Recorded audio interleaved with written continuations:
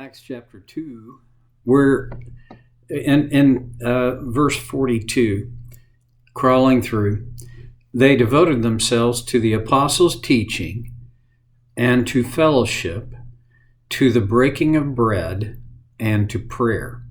These four things, they best described the, the common life of this first church. We've talked about, devoting themselves. I don't think that it's just that they devoted themselves to the apostles' doctrine. They devoted themselves to the apostles' doctrine, to fellowship, to the breaking of bread, and to prayer. To be devoted, well, it doesn't just, you can't be casually devoted. And this is a battle for devotion that has always been present. I think I attribute it to the fact that we're fallen, and while I don't believe in the Roman Catholic concept of original sin, I do believe there was an original sin, and I do believe, well, it broke us. It bent the system. And now we're all prone to sin. And when we sin, well, let me just put it this way. Because we're human, we will always have the propensity to sin.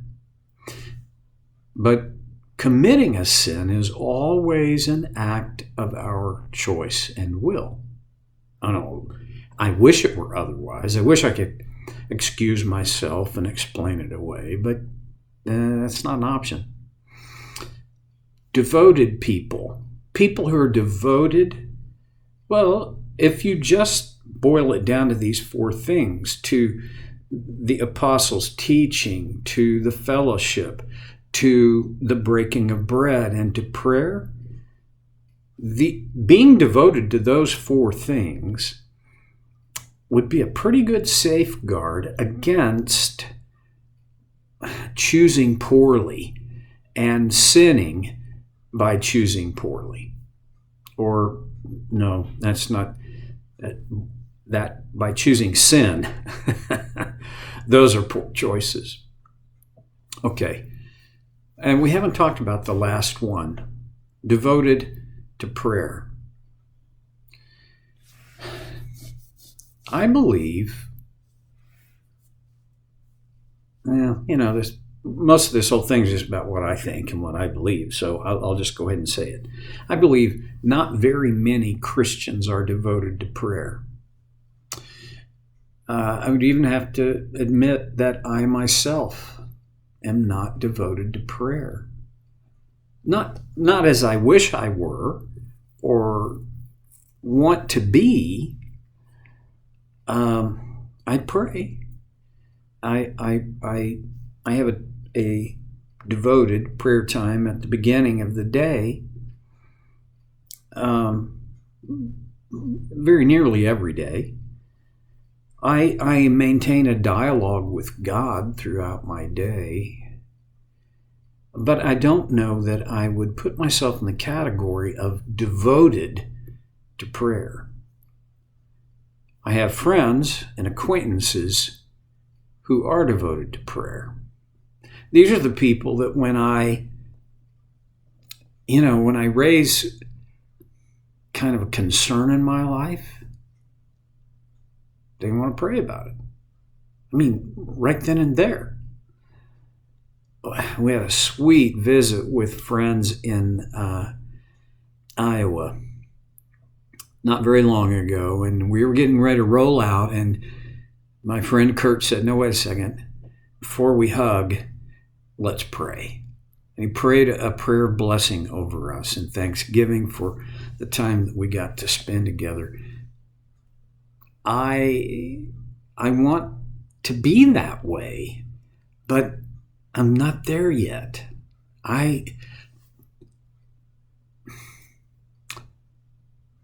don't know. Probably there's no reason to have me on a pedestal, so I'm not worried about getting, demoted. But I'm telling you the truth. I love God. I put my trust in Him. I'm learning to trust Him more and more all the time. I'm a very slow learner, and my anxiety gets in the way of that. But I don't consider myself devoted to prayer. I want to be devoted to prayer. Now, does that mean that I don't do anything but pray? Well, no, because these other three things, you see, they were devoted to the apostles' teaching, to fellowship, to the breaking of bread, and to prayer. It's not like one to the exclusion of the others. But to be devoted to prayer, it has to be my first instinct, not, oh gosh, we can't do this, we can't fix this, this is not working, now I guess we should pray. As though, it's kind of the panic button. It shouldn't be. I wish it weren't. I do everything I can, and if that's not enough, then I'll pray. That's the cart before the horse, isn't it? Oh, now let's talk about, how eloquent and how well thought through and how well presented do my prayers need to be? They don't. I hope God is totally uninterested in your, how poetic your prayer is. God is fully interested in how open your heart is, how sincere your trust is. Oh, and here's another thing. Is God looking for mountain-moving faith? Well, yeah, in some ways I think He is, but you got to realize Jesus said it didn't take very much faith to move a mountain. A mustard seed size faith is all Jesus said it takes. Well, okay, that's hyperbole, because I don't know how you quantify your faith or someone else's faith. It is a very subjective and I think very general kind of thing. Like generally, my faith is generally big or generally not. Me, I'm learning to really and truly put my trust in God. I am learning also how to begin an endeavor in prayer rather than diving in, and then when I get stuck, it's prayer's kind of like the parachute or the life jacket or the life preserver. It is all those things, but it should be and can be so much more. Now, one more thing about how the first Christians, the members of this first church in Jerusalem, after the day of Pentecost, how did that look when they devoted themselves to prayer? I think it started on an individual basis. Individually, they devoted themselves to prayer. This is a sinful truth, in my opinion, about prayer. This is between you and God. If my prayer is for the hearing benefit of others, it's not so much prayer as it is a sermon. Is this wrong or bad? Well, I'll tell you my opinion is it depends on the context. And I don't think it's a sin. I just think it can often be unwise. Because really, when I pray, who do I want to hear and answer my prayer? God? Yeah. if I pray in a public setting, then yes, others, if I pray aloud in a public setting, yes, others are going to hear me. But that can't be that can't be the central guiding factor. It's just a reality. But, I have this kind of a bone to pick with a whole lot of preachers who they'll end their message with a prayer, and basically what they do is they review their whole message. And I'm thinking, that's not a prayer. I wish you would just say, hey, let me remind you of the central points of what I've been talking about, and then pray a prayer that maybe it does touch on those things, but it's not just a rehash of the sermon.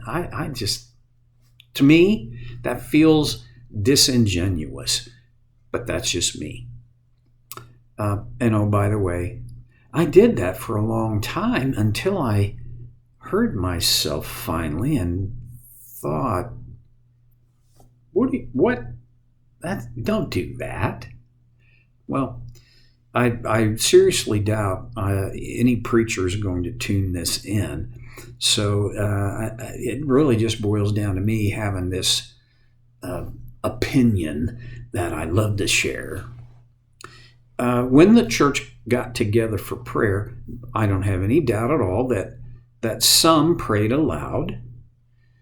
But I also have no doubt that some prayed silently, just communicating between themselves and God. When you have the opportunity to lead a public prayer,